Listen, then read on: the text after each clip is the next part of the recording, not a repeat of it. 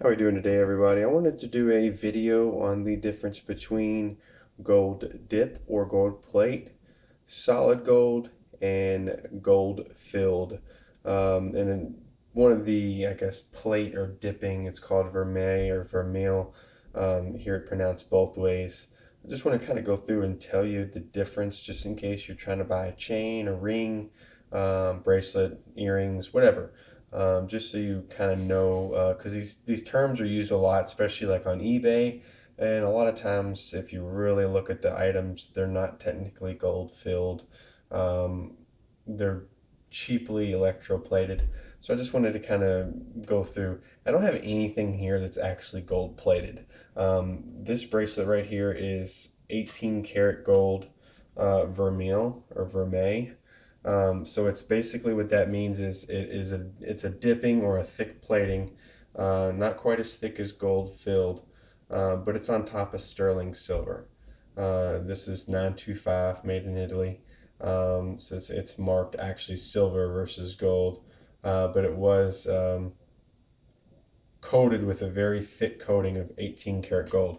You probably can't tell with the picture, but you can actually tell by looking at it. It has that rich 18 karat gold look to it. So it actually does look like 18 karat gold. If you put it up next to one of my 18 karat gold watches, pretty much matches to it.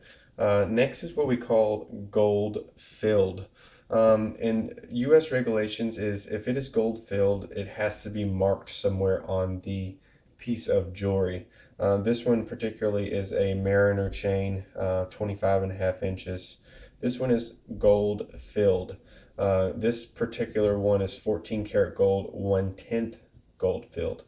So basically, 1/10 of this necklace is by weight real 14 karat gold. This is going to wear just like real gold. It's going to last. This is a vintage necklace. I'm actually really into a lot of vintage jewelry and vintage watches or whatnot, where I wouldn't even consider gold filled jewelry. But I think it kind of gives it some character. This is what a lot of necklaces in the past were made of. But I just want you to know, like this one has, like I said, actually marked 14 karat gold GF. I believe this one might say 1/10 14K. I can't remember. I have a couple of them. But it's still worth something. I mean, it's not solid gold, but for the price of the gold today, not a bad not a bad thing to have. It's gonna last. You're not gonna have to worry about it changing color on you or hurting. I'm very sensitive to, like, if you give me a very cheap plated necklace and I put it on, it actually breaks my skin out. I can't wear normal base metal. Just doesn't work with my skin. It's very sensitive.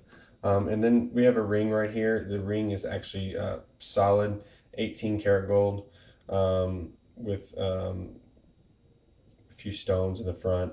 It just kind of gives you a difference in each one. Um, you always want to, and this is, you can't always do this, but if possible, do a scratch test. The bad thing about gold filled, like in this one, or even this one with the amount of gold that's on top of it, sometimes if you do a scratch test, it's going to show up still as that metal because of how thick of a layer it is on there. So try to look for some wear on it. Try to make sure there's not any pitting, and if there is pitting, if you see a base metal below that, I wouldn't buy it unless it's silver underneath, because something like gold filled like this necklace right here, it's such a thick amount of gold at 1/10. You can really cut into this, and it's still going to be gold. Um, I mean, technically, you can even scrap gold. You can actually scrap gold filled jewelry. A lot of watches, vintage watches, were gold filled. Some of the early Rolexes, a lot of the early Omegas, they were all gold filled cases.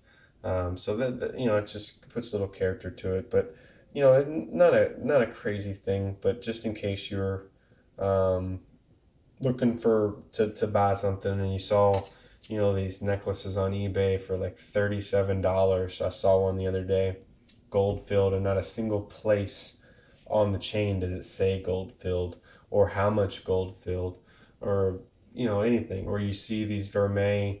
You ask the buyer what's the base metal, and they tell you bronze. Well, it's not Vermeil then. It has to be sterling silver underneath for it to be Vermeil.